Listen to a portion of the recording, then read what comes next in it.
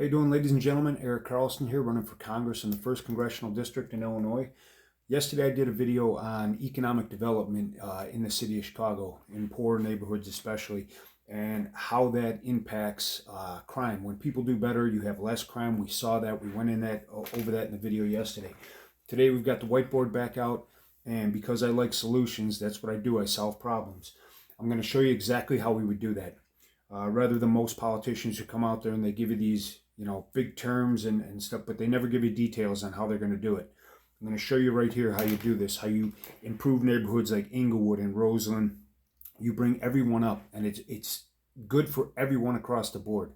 And this is also applicable down in Will County and Bourbonnais and down in that area too. These kids we've lost because of cuts in the schools, and I don't understand why, because in this country we spend more money per student than any other country in the developed world. We don't get anything. When I was in school, when I was in grade school growing up and everything, this country was number one in the world in reading, math, science, all the basics. We were number one in the world in education when I was a kid. That's what I grew up in. So when we sit here and we tell people that are right now running the system that you're doing it wrong, we know what we're talking about because of experience. We are now 20th in the world ranking in those things amongst industrialized nations. 20th in the world, and you pay the most amount of money, your taxes. So you're not getting what you want, and that's for another video. But right now we're going to go into how we get to what we were talking about yesterday. So I'm going to start off here with, we get trade unions and 501c3s. There's all kinds of charities, organizations, small ones, block clubs, church groups that are doing stuff in their neighborhood. If we can combine these, if we can get everyone together on the same sheet of music and combine resources, you'll be much more powerful. But the trade unions really need to get into this. And this is something where crossover, people seem to think that trade unions are only for Democrats. No, I've been in trade unions. I was in the Roofers Union, the Carpenters Union, the Teamsters, and I'm a lifelong Republican conservative. So that needs to go out the window. The politicization of this needs to stop. So the trade unions, you have to partner with the city schools of Chicago. Now, school choice is the biggest thing. Parents should be given vouchers to send their kids to whatever high schools are the best and let the chips fall where they may. If a high school doesn't perform, parents aren't going to send their kids there. That school's not going to get funding. Every student is going to have the same voucher, so they're all going to have the same opportunities to go where their parents think they're going to do the best, whether it's a college prep or people like me who are not. I didn't want to go to school. I went right in the military and enlisted when I was 17. There's people who college is not the right choice. So if we're focusing everything on, we need to get a test score to do this, no, we need to bring back trade schools.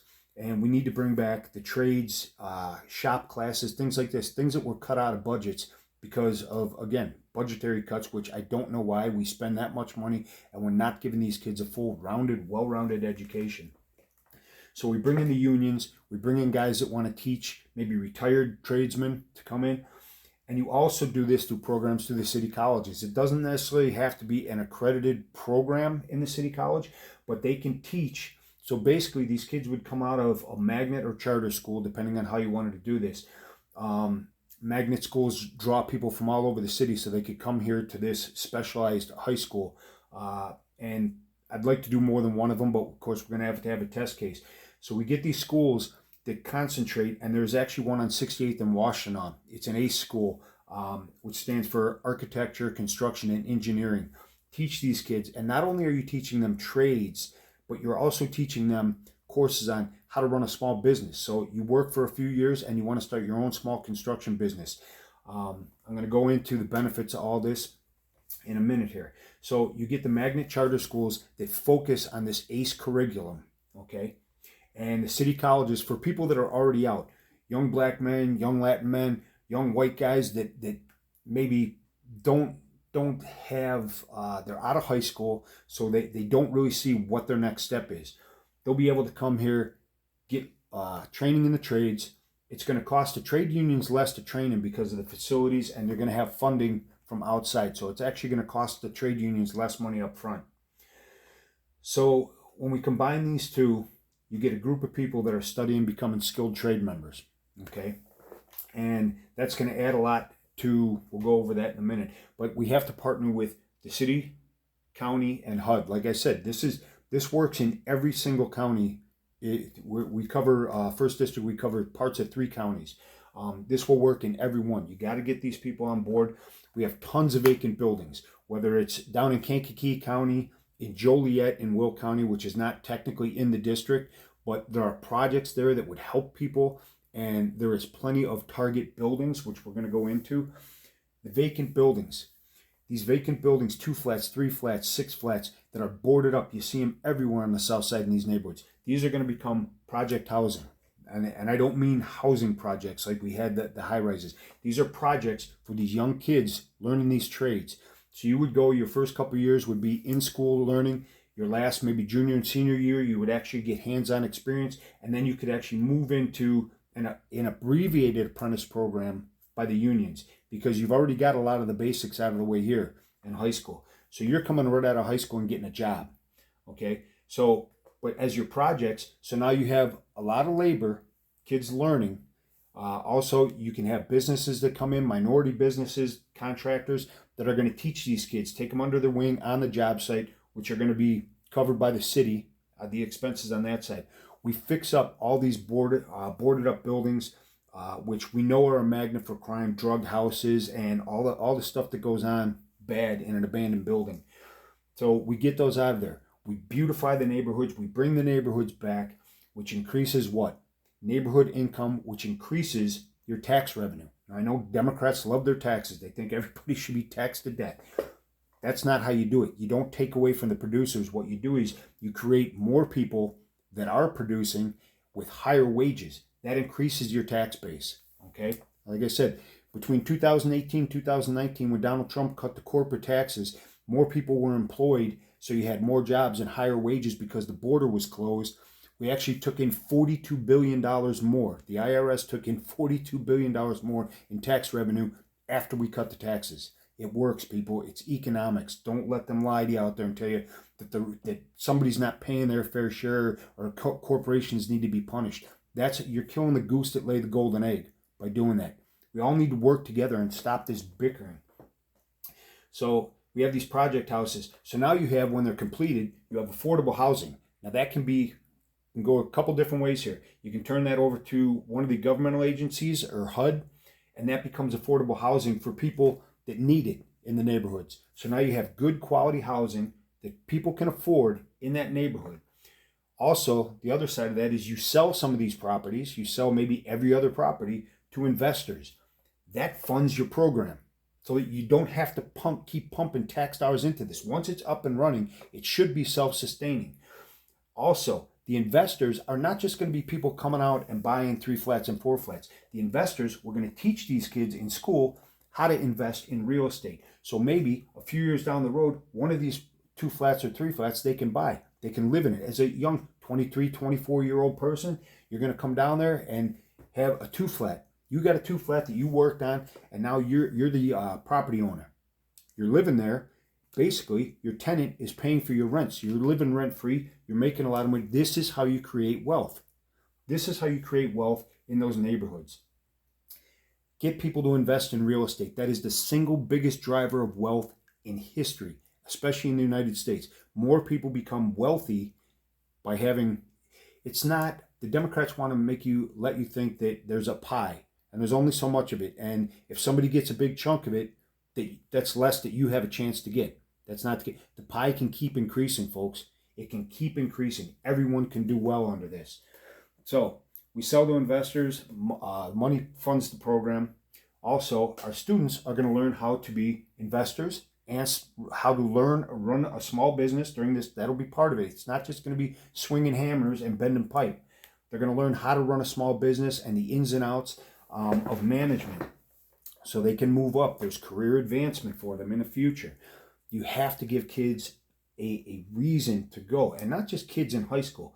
People that are on the street right now, young men that are out of high school and not going to college, you have to give them a way out. This is the way out right here. So This also leads to infrastructure. Now, we hear all this build back better, which I don't see anything getting built. I see we printed a bunch of money that now we're in debt and it caused all this inflation. You don't need to do that.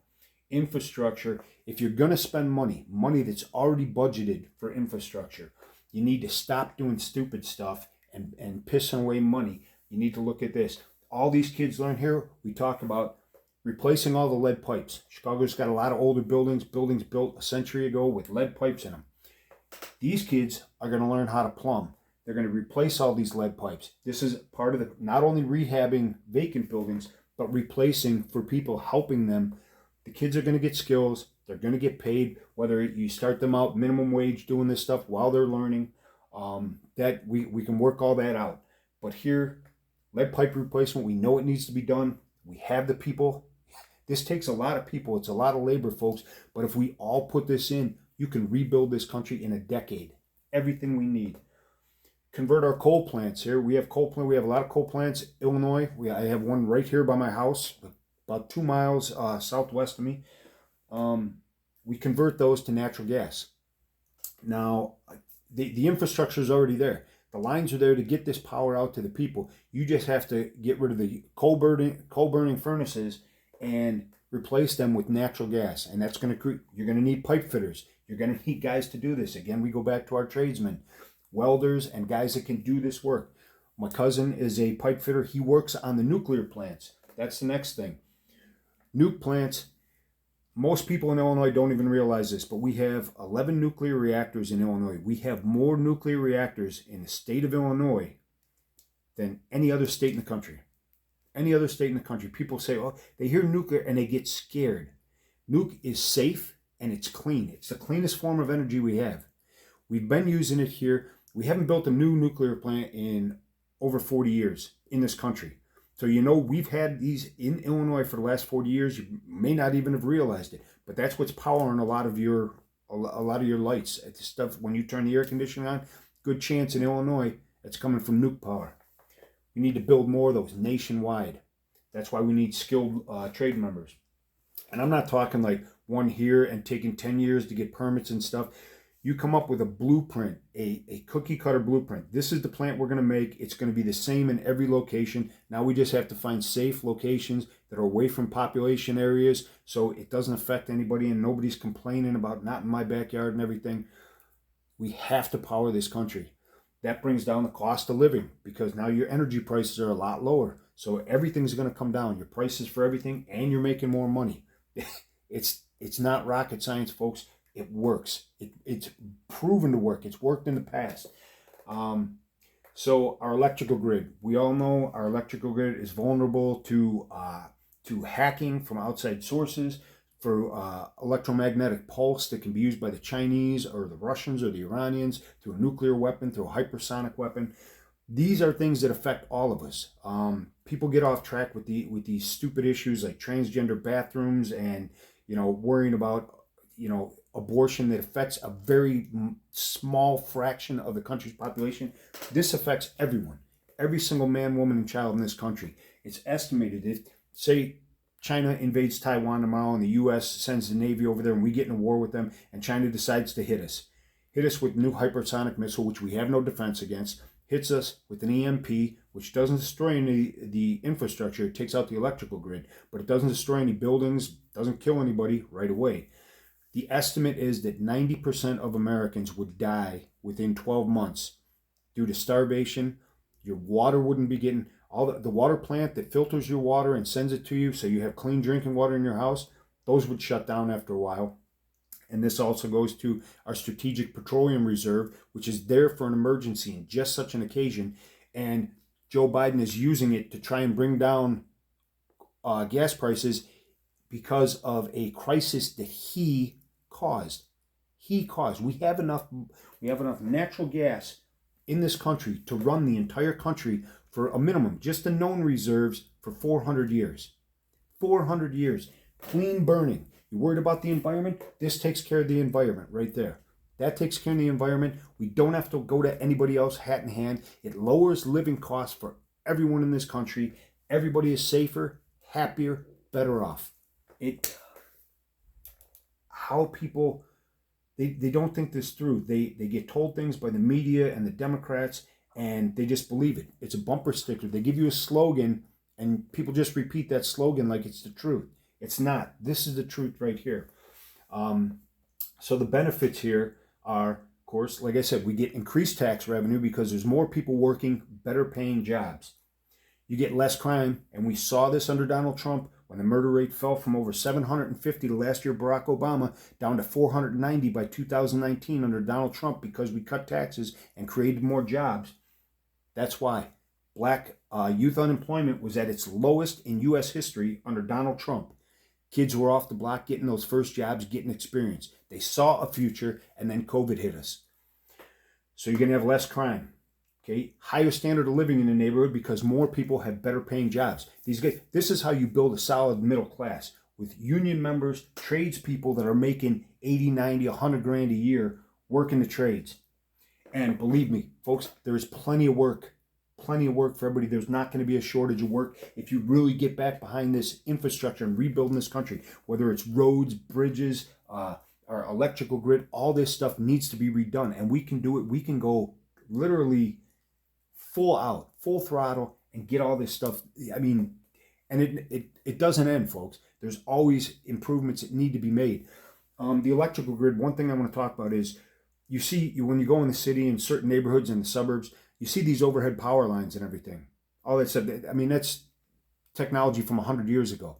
All this stuff has to gradually be put underground, number one, get it out of the way. It's less likely for ice in the wintertime here and storms and stuff to knock stuff down, and especially along the Gulf Coast. Do you know how much we spend as a country that goes to hurricane relief? I do a lot of this stuff. I do a lot of search and rescue and disaster response with one of the nonprofits that I run. If you knew how much gets spent, and they just keep, the storm comes in, knocks out all the electric. Puerto Rico knocked out all the telephone poles, all the power lines. Now you got to come in, you got to dig, you got to put all that stuff again. Why not replace it with something that's not going to get destroyed in a storm? Instead of just keep doing this, throwing money year after year over the same thing. It's idiotic. It's a waste of your money. So a higher standard of living, revamped neighborhoods, because now we don't have the vacant houses. Now we have people that are paying taxes on those houses. You're increasing the money that's available for better schools, to improve your schools. Community investment. Once the crime is gone, you'll see, and we saw Aldi leave and Whole Foods leave as far as grocery stores. Those are just two examples. Community investment, the businesses are going to come back in and they're going to thrive because there's more people there with more money to spend. And a businesses see green. They see profit. If they can make money, they're going to come. That's going to increase. There's more jobs for people who may not be into the trades. These businesses are coming in. There's more jobs for other people now because they have to. When a grocery store comes in, you got to hire a couple hundred people to work there, to work all the different trades. Now, my sister's a butcher. She's in the butcher's union. She works at a grocery store. This is, I mean, like I said, folks, it's not rocket science.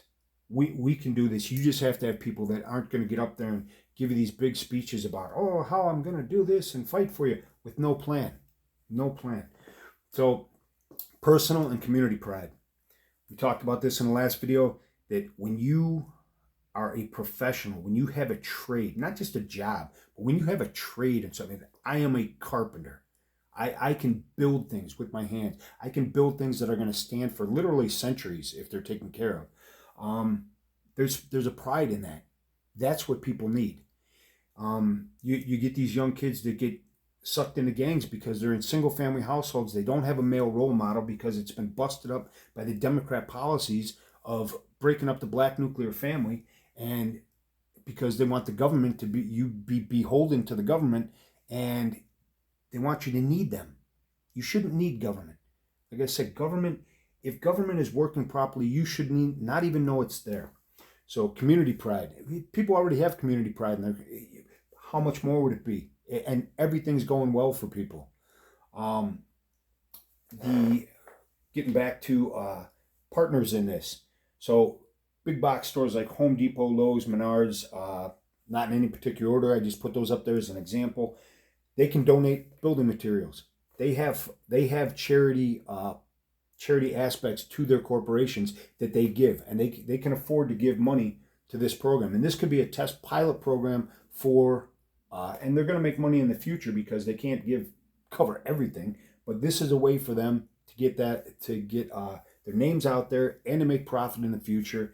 And maybe they'll bring a new Home Depot or new Lowe's into that neighborhood there, because now people have more money. Now they start buying their own properties and rehabbing properties, or hiring these kids just out of trade schools to rehab a property for them. So now they're an investor. This is how you get wealthy. This is how you bring up an entire population, an entire neighborhood grows in itself. And I hear this when I talk to a lot of black folks. I'm out there, they're like, well, we want to do it ourselves, and we want, we have that pride in our neighborhood, and we want to see black-owned business and stuff. Absolutely.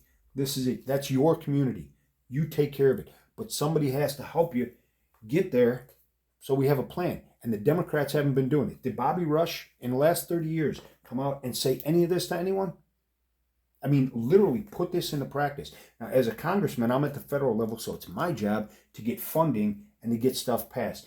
Now, the Fed shouldn't have any say in the schooling. That should be at the local level. That the parents should be making these decisions through their school board. That's why you have to get involved. So, banks.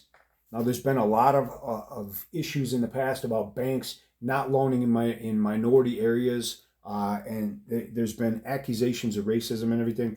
I don't see it that way. This is how I look at it: is banks have had a blueprint for how you make loans for the longest time. If you don't check these boxes, you can't get the loan, because we won't make our money and we won't be in business long, and then we can't give loans to anyone. So it's not about that. But the banks can come in, and in these schools, we're going to teach kids about the financing. Now people, when they see these kids coming out of here, these banks are going to be, because they're going to have solid employment, the banks are going to be willing to give the loans so these kids can invest in those buildings. Now, not only are they working, but they are landlords. They are property owners. This is how you make a solid community, and people are invested. Now you own property. You're not just renting a house. You own property in that neighborhood. You have a vested interest in what goes on there. That's how you get people to really, really care about their communities. So the banks are going to work in these neighborhoods because everyone else is going to be involved. They can't do it themselves. They can't just come in and do it, because this is how we got in trouble in 2008. Before 2008, you had people like Barney Frank, Democrat from New England, I forget which, I think Massachusetts. But he came out and he said, well, the American dream is to own a home. Absolutely. But he said that banks need to just start giving loans to people. No, forget the old rules of having 20% to put down, having good credit, a credit history that shows that you can pay the loan back. Banks should just put that money out there. Well, the banks are like, no, that's not the way we do business. Barney Frank and them strong-armed the banks, said, no, you have to do it. So the bank said, well, we're going to get screwed on this. So they made the loans, and then they turned around and they bundled the loans, and they sold them to these investment groups who bought all these mortgages, and then they sold them to people. But the problem was that they were making loans that they knew weren't going to be repaid. So somebody, hot potato, whoever got stuck with those mortgages at the end, that's why you saw in all these banks, they're too big to fail, and we had to bail them out. And everything collapsed. And the construction trades, I know because I was in the construction trades at the time, everything collapsed. I was building houses, and I was saying to my buddies, I'm like, we're building all these new houses. I'm like, where are the people getting all these money for these $400,000 and $500,000 mini mansions out in Plainfield and stuff? These folks are coming in, and they're like in their 20s, and I'm like, you can't have the credit history to get a loan of this size. How are you going to pay for it? And you saw the collapse. That was the collapse. That was through stupidity. That wasn't because of greed of banks or anything else. They were forced by Barney Frank and the Democrats to give, when Barack Obama was president, and before that, when George Bush was president, they pushed this and they forced everything through, and they said, you guys have to give this money to them. You guys have to give the fucking money. Excuse me. Sorry, my language. Sometimes I slip. But you have to give money to them. That's not how it works, folks. And it's not racist policy, it's business. If everybody just realizes that there's rules, and you can't just say, well, you have to give this to me because I'm this color or I'm this gender. No, there's set rules and we all need to follow them. I mean, there was times where I couldn't get a loan. I couldn't get a loan. The bank would look at it and say, well, your income, or, you know, for the longest time, I didn't believe in credit cards. I didn't do that because I didn't really, and this is, you know, it comes back to teaching kids again about how to build credit so you can get these loans down the road. It starts at an early age, and it benefits all of us. When everyone does well, when one does well, we all do well. When everybody's doing well, this country thrives. So that's it. Again, my name is Eric Carlson. I'm running for Congress in the 1st District. I solve problems. It's what I do, folks. You know, I'm going against Jonathan Jackson and the Chicago Machine, and they have all kinds of money for ads and everything. I'm just asking that people please share these videos. I'm doing it with my feet, with my mouth, with these videos. I'm fighting this, you know, literally David and Goliath times 10. But I can do this job. I can do this job. I have a lot of experience running businesses, running small businesses, nonprofits. I know how things work. I know how the system works here. And I can get the job done for you. So thanks again for sharing, and I'll see you on the next video. Bye.